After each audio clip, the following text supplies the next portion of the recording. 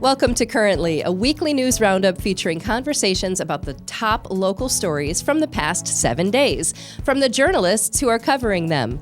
I'm your host, Christal Frost. Now, this podcast was recorded at 4:30 p.m. on Thursday, March 6th. Things may change by the time you're watching or listening. Currently is made possible by underwriting from our generous lead supporter, Golden Fowler Home Furnishings, located on Garfield Avenue in Traverse City. Home fashion elevated. Now, support also comes from West Shore Bank. When you choose West Shore Bank, you're not just choosing a bank, you're choosing a partner committed to the well-being of our community. Visit them today on 8th Street or at westshorebank.com. And finally, the Coin Slot Arcade Bar in Traverse City. It's a chill hangout boasting a full bar of 200 plus rotating cans, drafts, shooters, and pinball machines in a low-key setting. Joining me in the studio today, as always, head writer of the Traverse City Ticker, Ms. Beth Milligan. Hello. Hello, Beth. And, of course, we have the charming, the confident, the charismatic life of the journalism party, Mr. Art Bukowski. You're making me blush, Christal.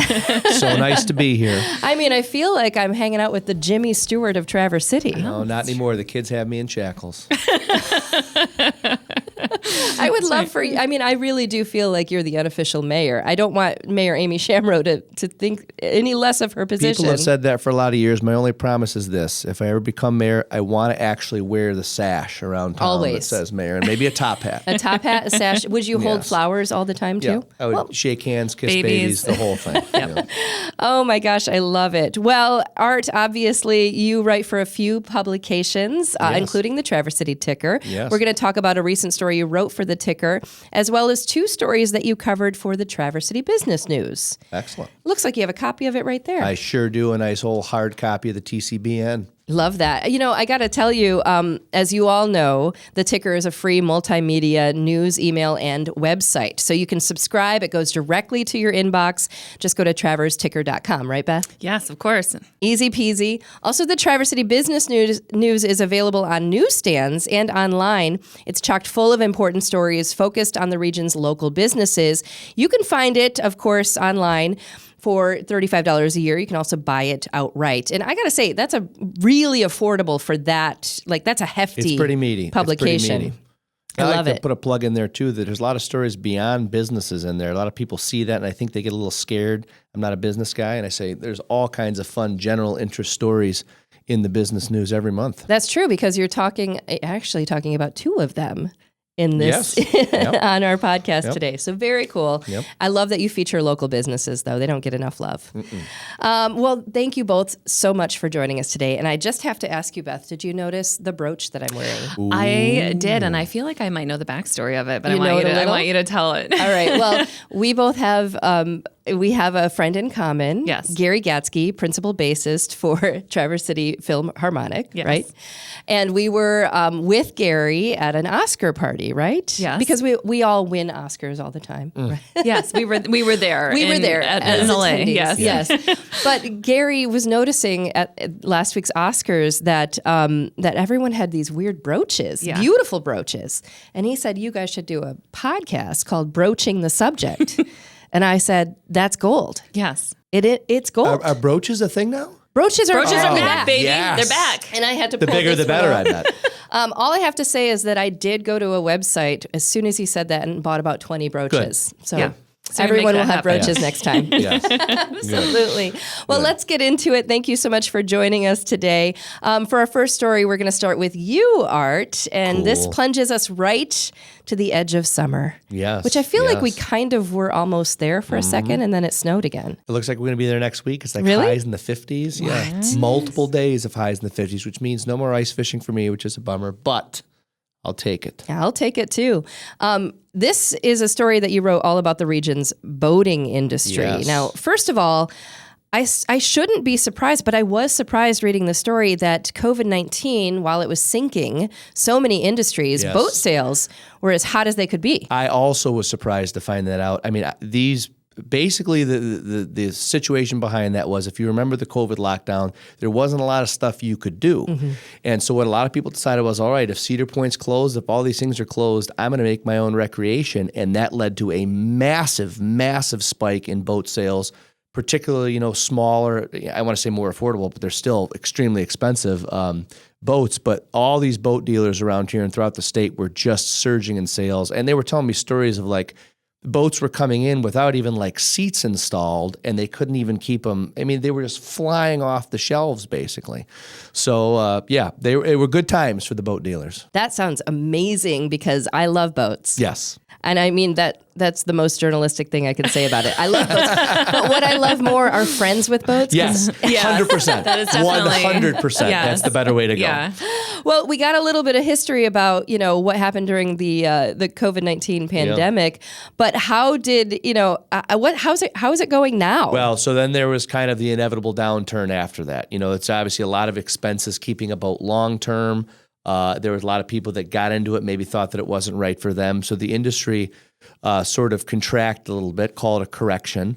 But it's kind of on the upswing. The dealers that I was talking to were thinking that in the past year, they think was kind of the bottom of the swing in terms of the post-COVID downturn. Okay. And they think that they're coming back up. So they're starting to implement a lot of the incentives and various things that you just didn't see during COVID because they didn't have to put them in. So now they're kind of stabilizing. But for a while there, it was gangbusters. It really was. Yeah. So where do you keep your boat though? I mean, you've written about this, like to get a slip in one of our marinas is, I mean, someone literally has to die sometimes, right? That was the other thing I looked at for the story is, so obviously there's different types of boats. There's a lot of them that you can trailer and keep on your property and launch. But for people that, a boat that's basically big enough that you want to keep in the water all the time, you either have to have your own private dock or a private slip someplace in a lake or the bay, or you have to have in one of these marinas. And is mentioned in this Business News story, and we also spun off into a ticker, is that the wait lists for some of these marinas, we're talking 10, 15 years, depending on the size of the slip. And then Elk Rapids is a good example. There are 800 people on that list up there, and there's 200 and some slips, and there's even less than that are available because some of those are transient. So let's just call it for round numbers, 150 slips. There's 800 people on the waiting list. So even if you lose 15, 20 people a year, which is a high number, you're probably not going to lose that. That's a long time. Would it be like, let's say, for example, I have a grandchild who's 2 years old. Do I put him on the list now? Yes, basically. Okay. You have to do that. And the other fun thing I found out about this is it's non-transferable. The person's name is the person that's on there. So you could put your grandchild on there. But for example, you can't say, I want to designate my spot to Beth. It just goes back to that general list that they have. Really? I thought you could maybe so you can't will some of these spots. No. These are all basically leased spots that you have to pay things every single year. You have to pay a fee, and as long as you're in good standings, you have that spot. But once you don't want it anymore, it goes to the next person on the waiting list for that size. And they handle them differently. Some marinas have one general big, huge list. Sutton's Bay does it that way. Other ones have separate individual lists depending on the slip size, because there's different slip sizes for different boats. But it's a long wait, and it's to the point where some of these dealerships are telling me that people are shying away from the larger boats because unless they have a spot to put them, they're like, I don't want to have to deal with this. There's no spot to put my boat. So, and that leads to the larger question of whether or not there could ever be a new marina built. The cost of something like that would be astronomical. The approvals you'd have to get would be significant, but some people that I talk to think that there's enough of a need that can be demonstrated around here. The state has really put a lot of value and prioritized people utilizing and enjoying the great outdoors. So potentially, but where you'd put it, how it would work, it seems like a lot. It sounds like a lot. It's overwhelming. But you did mention people are kind of, changing their opinions on what kind of boat they want. And it used to be that, it was all about cabin space. You want to do those long trips, those overnight trips, but that's kind of changed. So what's happening now, and this is another thing, it's funny, that's one of the things I enjoy about my job is the stuff that I learn when I'm writing these stories. But one thing that I learned is, so it used to be that there was a priority on cabin space. The family would get together, whoever would get together, they'd take, a day trip. They'd go up to Mackinac Island, they'd go around. That's all gone. The prioritization now is I want to get all my friends and family out on the boat for a fun little day trip. They don't need to sleep there. Right. They don't need to do anything. I just want to get as many people possible. So these manufacturers are responding and sort of shifting the design of their boats and and getting rid of the cabin space and having more open, flat space for people to enjoy. So maybe you have a trend. little cabin. Yeah. Because you want your friends on the boat. You want to show off to them. Yes. Really, Yes. right? Sure. And then you want them to leave. Yes. That's kind of the idea. Yeah. Pontoons. Pontoons. Those little things used to just be like the little, Yep. they were just putting around. That's not the deal. They go fast. So what happens is that's another thing over the past 15 years is the performance and stability of pontoon boats. You used to think of pontoons, have a little 15-horse motor, the old dinged up thing, and you'd putt around the inland lake. Now they're becoming they have the ability to handle bigger water and go faster and perform better, and they're starting to eat into that kind of performance boat market.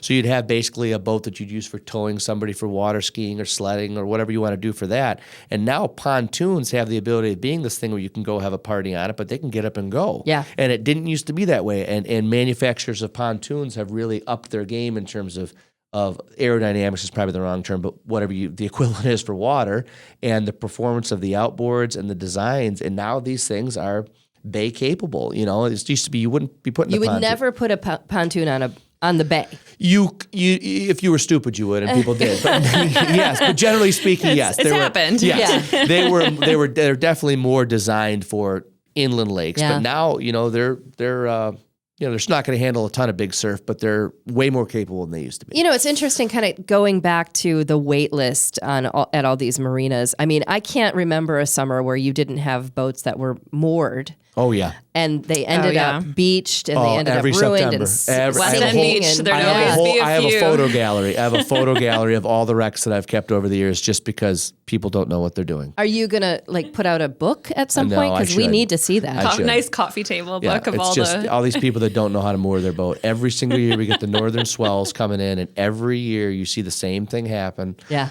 And it's just, I love it. That's actually a really good idea. Yeah, I should. People are talking. You should do that. Yeah. It's always September. Mark your calendars. It's September when you start to get, there's still enough boats in the water because it's late summer, but the northern blows start to come. And what happens is essentially they don't have enough of a long line down to wherever they're anchored, and the waves and the swells lift up and lift the boat and lift the anchor and lift the boat and lift the anchor, and the next thing you know, you're on the beach. And the next thing you know, you see people just running. Oh, God. And what are they going to do? They're tugging at this 4,000-pound boat. That cake is baked, my friend.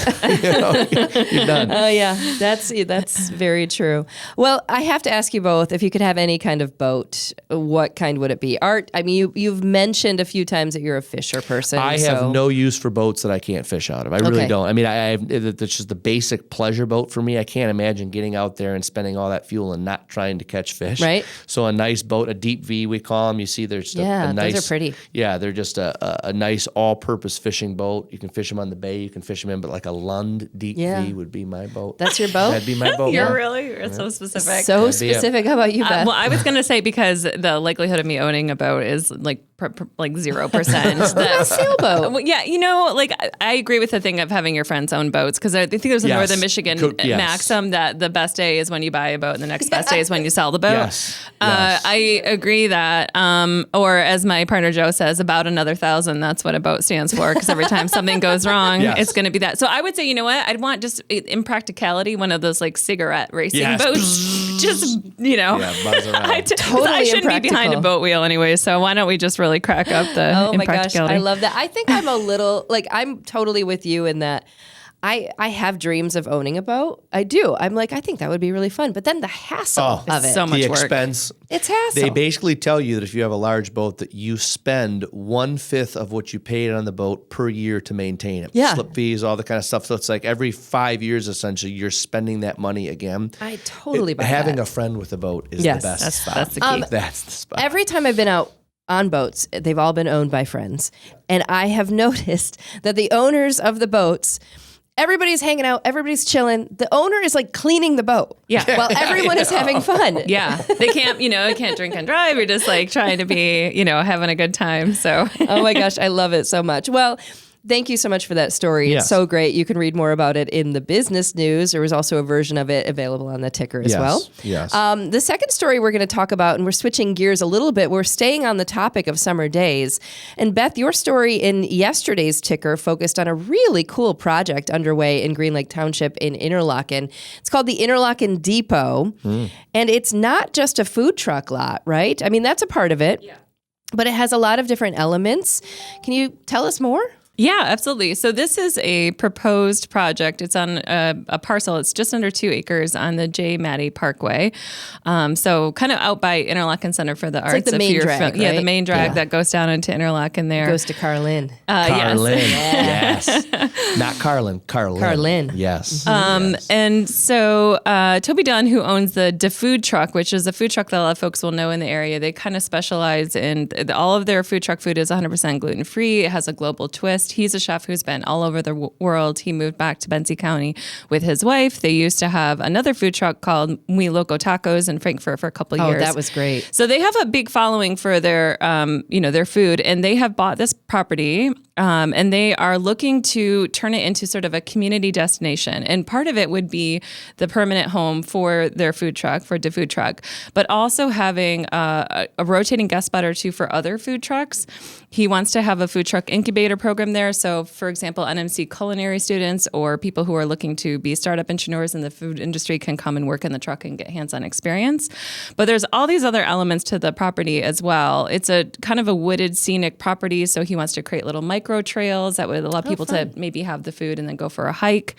Having community events like live music, outdoor movie nights, family programming, some educational components for kids to be like hands-on with nature, and just sort of had this multi-dimensional space, especially with the Interlochen students being just down the road, having a place where they could maybe display their artwork, or come and do open mic nights with their instruments. A lot of musical students, obviously, at Interlochen. So all of these different components that he hopes will kind of be like this unique community gathering space, not only for Interlochen locals, but obviously in the summer, there's a lot of tourism traffic out there for that as well.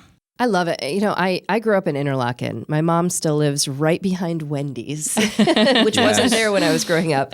But she lives very, right in Interlochen. And we've always really longed for something that was sort of community driven and, where you wouldn't have to drive too far to get to it. And I love this project. It's a great idea. Yeah. And obviously, if you've gone to a concert at Interlochen in the summer, everybody kind of stops at the Hofbräu or like one of a handful of spots that are near Interlochen's campus. Yes, which we've gone to before together. But, there's limited options. So I think anytime you can add more dining options is great for concerts out there. That's one question that I had as far as, what does the community think about this already? I mean, this can be a little tricky with zoning sometimes, especially when it's unique. Yeah. So having covered zoning issues for probably about 20 years now, I can tell you that what usually happens is if you have a project that is multidimensional and creative and unique, it is often the zoning code doesn't know what to do with it. Because zoning codes are usually pretty black and white. So, having, for example, in Green Lake Township, where this project is, having one food truck, no problem. There's a process to do that. But then adding multiple food trucks, live events, the trails, the nature preserve, it starts to get a little unwieldy. So that was one of the things we talked about in the story was just the process of them going through the township approval. They're kind of trying to figure out how to do that together, the township staff and Toby, to figure out how this property is going to work. Right now, they're kind of being put through a more onerous site plan review process because of all these elements. They're trying to get a little bit of flexibility from the township to say, this is really, we want to make this right for the community. We want to protect the nature on it. So we're trying to do things a little bit differently. So it's still going through that process. I think the hope, though, is that at least we'll get the food truck starting to operate there this summer, and then eventually over the next couple of years, next couple of seasons, adding more of these elements onto it. what do you foresee as the environmental impact at this point right now?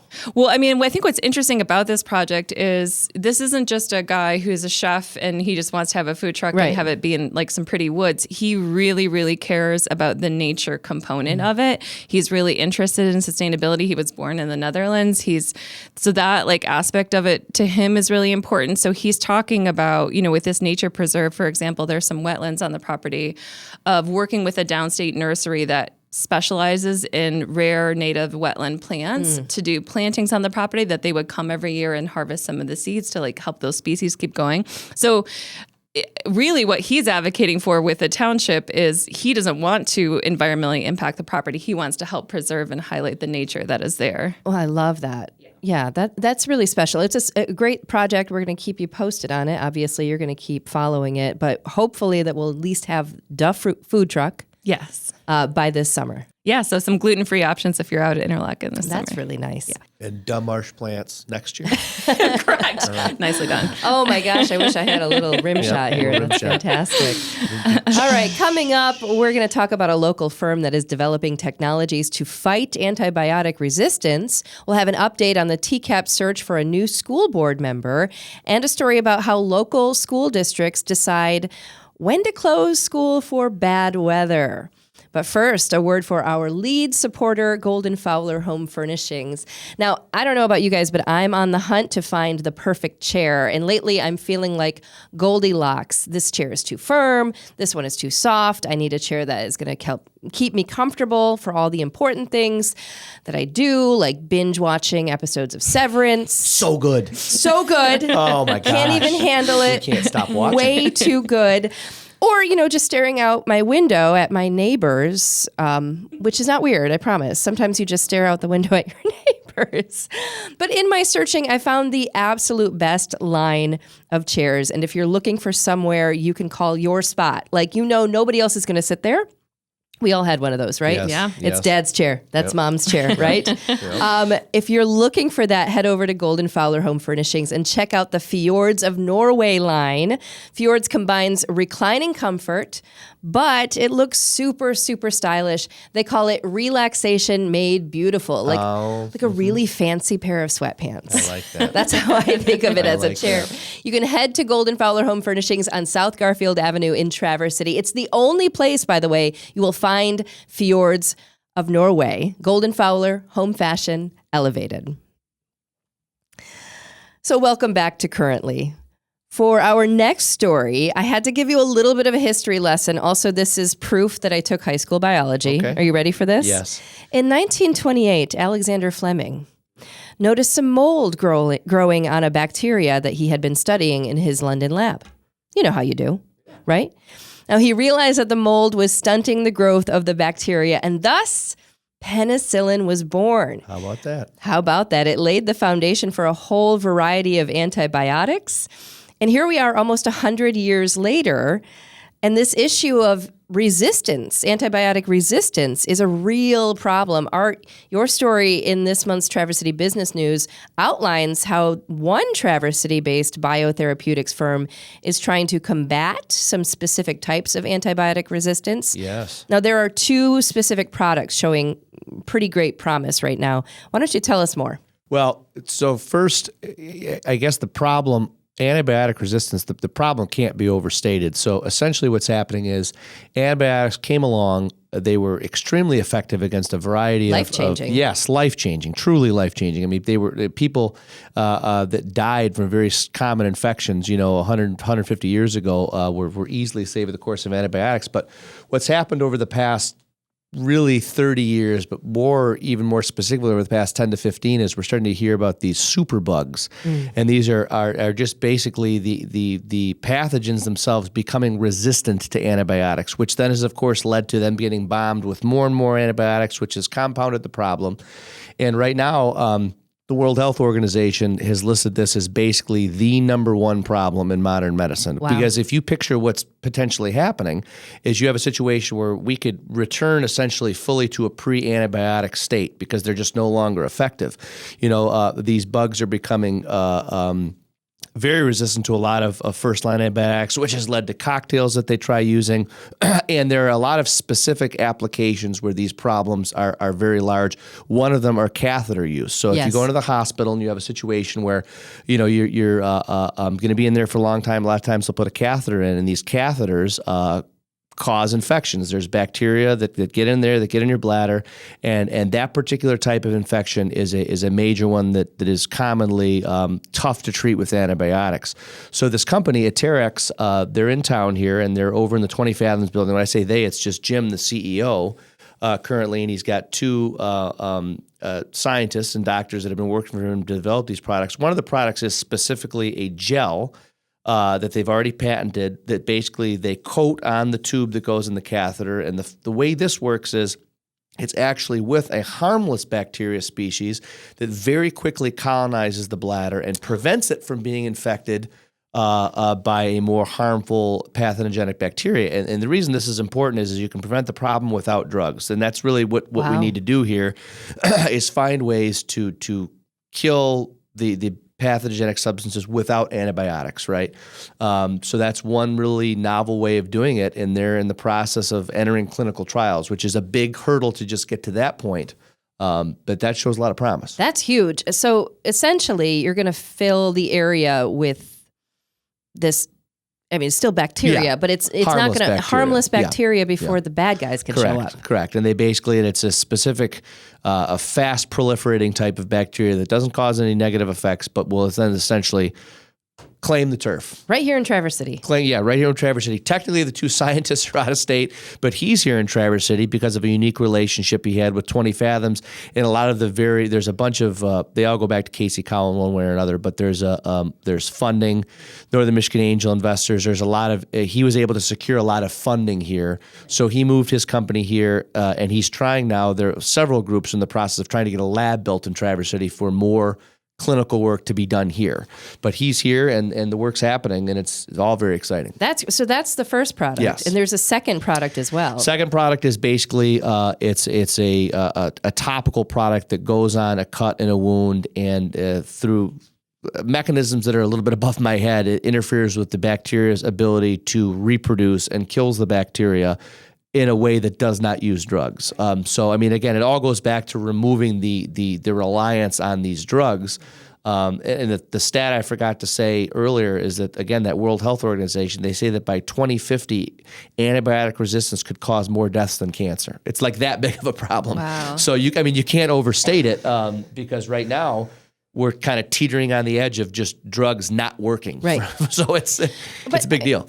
I mean, again, going back to my high school biology, bacteria does that. It evolves and it gets, so it can survive, right? Mm-hmm. So getting 100 years out of these, is probably pretty good. Yeah, and a lot of them still work. A lot of them are still functional, and they continue to develop new antibiotics that work in different ways biologically, that the mechanisms are different, and they still are working, but there are major classes of them that are just not working anymore and that are leading to, and then of course there's the other thing that you're hearing about too, which is related, but it's just basically why they're telling you to kind of dial back on a lot of the antibiotic products because they're leading to resistance across the board. Right, so humans become resistant to a certain degree if you've been on lots of different antibiotics, especially people who have chronic illnesses, things like that. And so you have superbugs and also humans who are becoming more resistant, and it's not a good cocktail. I think I think the medical community has realized, like, the consensus is that there has been the prescription of antibiotics for maybe common things that could have been resolved on their own. Yes. And then also the use of antibiotics in agriculture, like in cattle and in the meat that we're consuming, that we're also bringing those into our body that way. They became so widespread, and the fact that they were then deployed essentially everywhere at the drop of a hat has sort of led to the situation that we're in.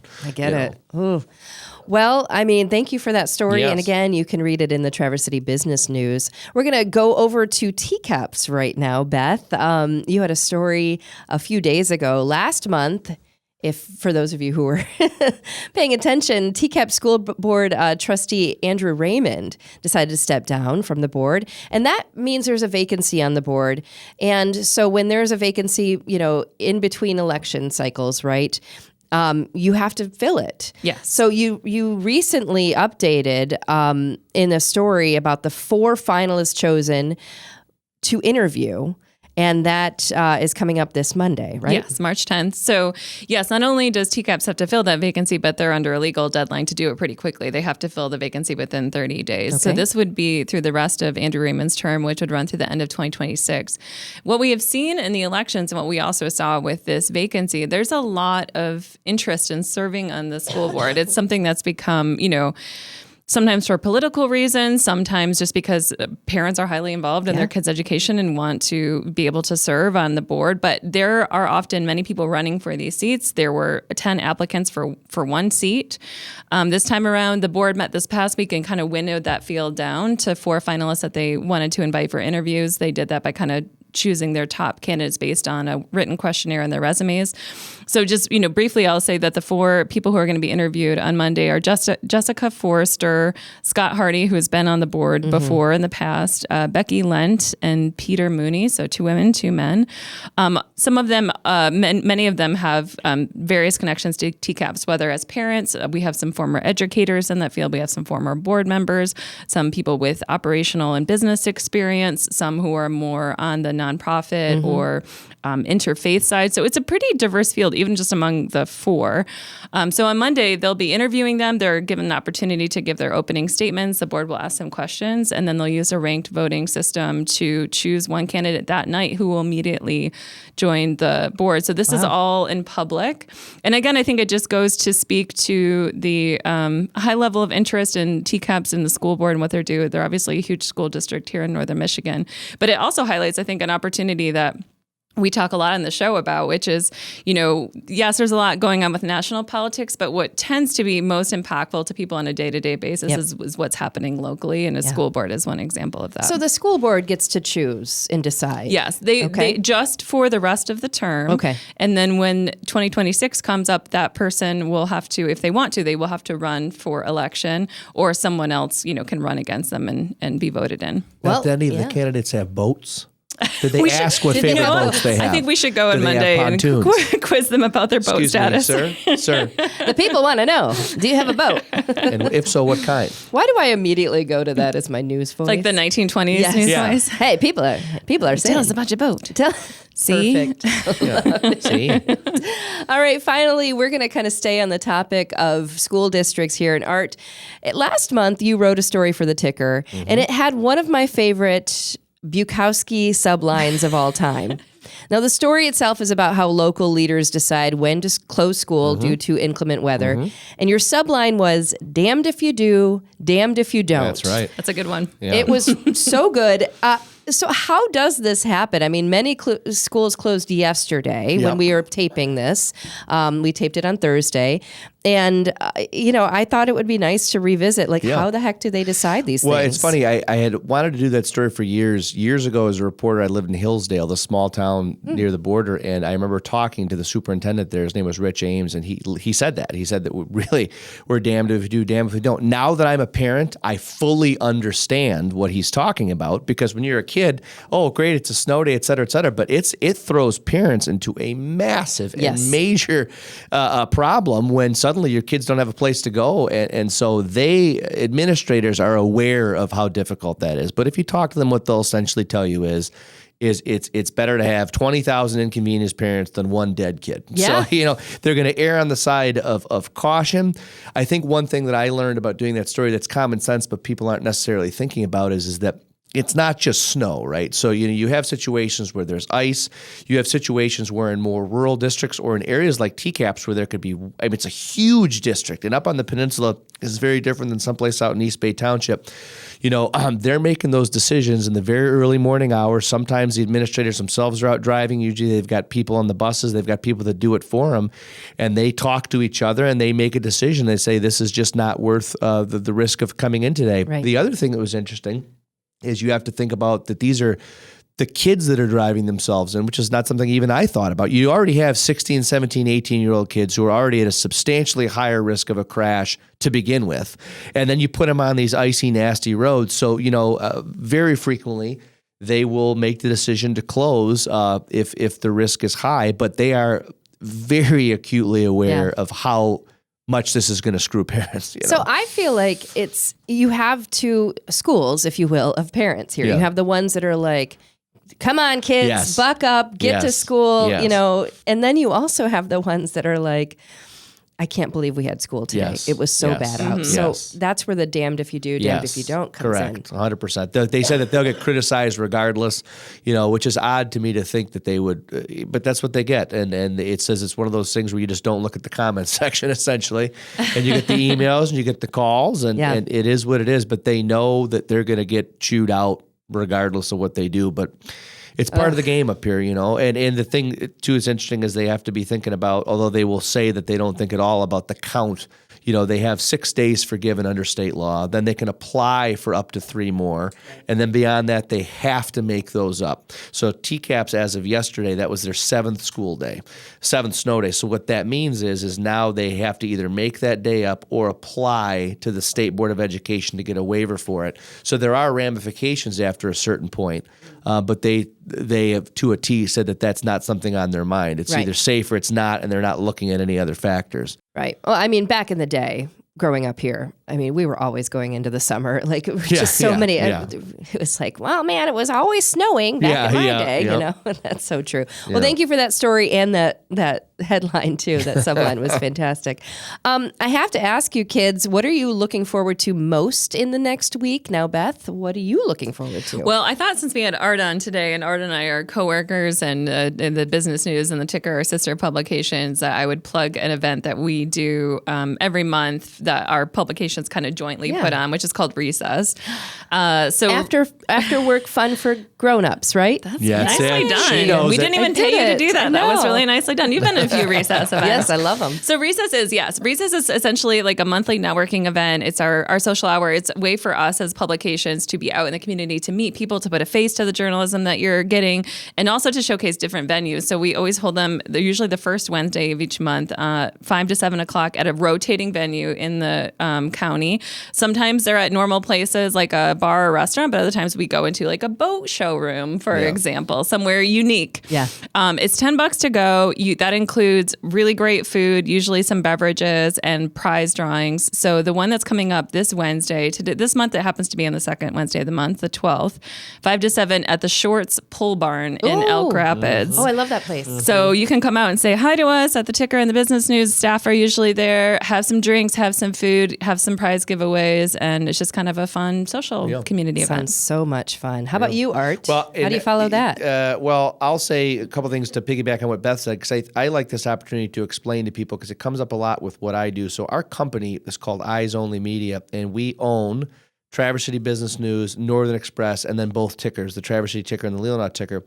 And that's very, a lot of people don't know that. They don't need to. It's not really important. But I always like the opportunity to explain to folks that those are all interconnected publications. Beth and I are both staff writers for that company. But in terms of what I'm looking forward to, next week I'm heading down to Manton, Michigan to visit with Dutchman Tree Farms, which happens to be the largest tree farm this side of the Mississippi. They've got thousands and thousands of acres. It's just another one of those Traverse City-ish stories that people just don't know about. And they're selling trees.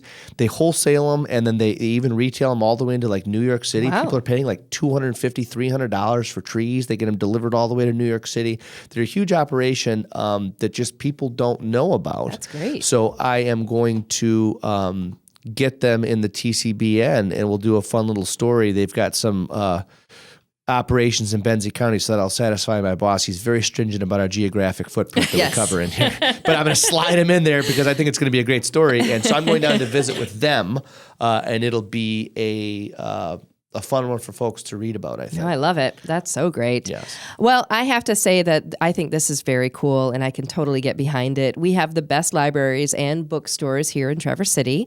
We're also home to the National Writers Series, so it makes sense that March, being National Reading Month, and knowing that the National Writers Series wants to inspire you to get down and see some of their events. Thursday, March 13th at the City Opera House, Jonathan Eig is coming to town with a really wonderful award-winning book. It's about Dr. Martin Luther King Jr. How do you spell that? EIG. What a great name. Mm-hmm. Oh. So I only have to say this once because, don't abuse it, but they have given me permission. It's on the honor system, thanks to a really nice donor. But if you'd like to go to this event, or maybe you've never been to a National Writers Series event, you can drop the promo code BOOKCHAMPION in the cart, and you'll only pay the price of the ticket. And then you get the biography for free. No questions asked. So this is the perks of listening to Currently. This is the perks of listening to Currently and the National Writers Series. Thank you so much for that. And that very special donor as well. So if you missed it, rewind, because I'm not going to say it again, my friends. I want to say special thanks to our guest journalists, Beth Milligan, head writer for the Traverse City Ticker, Art Bukowski, who is the man about town journalist for Traverse City Business News and Traverse City Ticker. Now, we're going to be back, Beth and I, next Friday with a very special guest journalist. Bill Freilich from TV 9 and 10 is going to be here. That'll be fun. We love Bill. Yeah, it's going to be fun, too. Bill and I did a lot of broadcasting together back in the day, so it'll be a lot of fun, and he promises he's not going to share any stories. No stories about me, Bill. No stories. Be sure to subscribe to the show on all platforms at christalfrost.com. You can follow us on social media. Subscribe to Currently with Christal Frost wherever you get your podcasts. Easy to do there. You can watch the full show on YouTube and on Facebook. And hey, we're everywhere. We're on TikTok. We're on Instagram. We're all over the place. All the socials. We're all over. Yes. Currently with Christal Frost is wonderfully supported by Golden Fowler Home Furnishings, in addition to the wonderful support we get from West Shore Bank and the Coin Slot. Now, speaking of the Coin Slot, Art, how do you feel about hitting up a few machines or one machine? I can hit one machine for a little bit. I have to go home and then rescue my wife from our own children, so I can't stay that long. Well, we're going to play a little pinball next. Beth and I always say after a long day of news, it's really nice to just kind of nudge something. I like it. Right? I like Coin Slot, our official spot to decompress after a long news day. If you had to describe your reporting style as a weather forecast, what would it be? And we'll go with you first, Art. I think rainy only because I like to have it flow, which maybe sounds corny, but I like the flow. I was going to say mostly sunny with a chance of rain, because I think there's a misconception that like all news is like dark news. If it bleeds, it leads. And we actually cover a lot of great news in the Ticker. And so I try to be, mostly good. Sometimes some storms come up though. And mine, even though I'm not a journalist, is dark and stormy all the time.